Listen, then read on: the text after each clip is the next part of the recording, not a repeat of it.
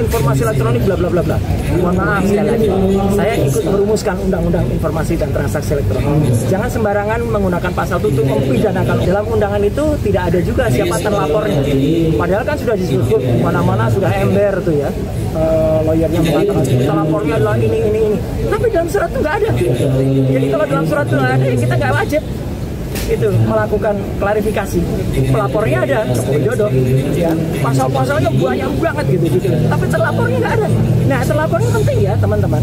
Jangan asal mau kemudian diambil keterangan. Kalau ternyata terlapornya itu saudara kita sampai dengan 3 tahap, kita nggak wajib memberikan karena bisa jadi kita nanti nggak diakui keterangan kita karena itu saudara.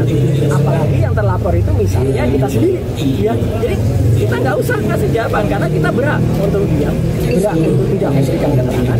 Kalau memang itu tidak tertulis, jadi terlapornya tidak ada. Itu penting banget ya, terlapornya. Yang kedua adalah locus delicti dan tempus delicti 26 Maret itu saya berpegang ke sini. Jadi kalau bukan itu yang ditanyakan, saya keberatan untuk jawab. Kemudian satu lagi adalah barang buktinya. Itu disebut Undang-Undang Informasi Elektronik bla bla bla bla. Mohon maaf sekali lagi, saya ikut merumuskan Undang-Undang Informasi dan Transaksi Elektronik. Jangan sembarangan menggunakan pasal itu untuk mempidanakan orang.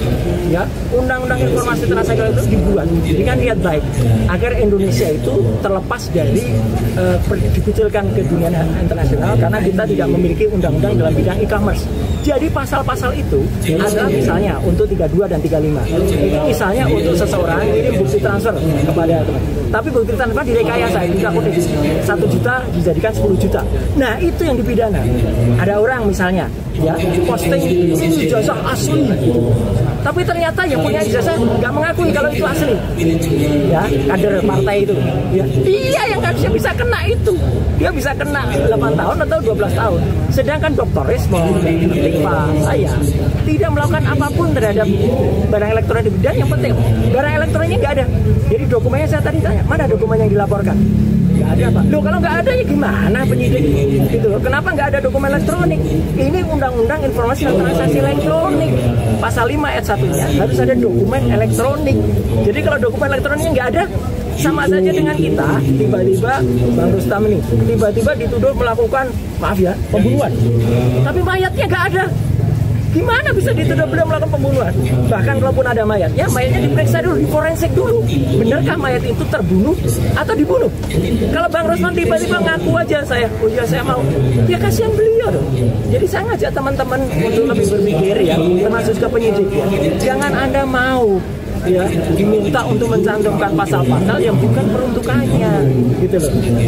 Jadi 3 itu yang kemudian saya pertanyakan ya, diselundupkan pasal itu. Jadi sekali lagi saya tetap mengapresiasi Polda Metro dan saya cepat ya jam 10 tadi itu sudah 24 pernyataan ya. Kalau rata-rata pada sampai 40 gitu ya insya Allah nggak sampai sore ya, atau nggak sampai malam lah, mungkin sore nggak apa-apa lah, sambil ngobrol-ngobrol sambil ngasih kuliah kan nggak apa-apa.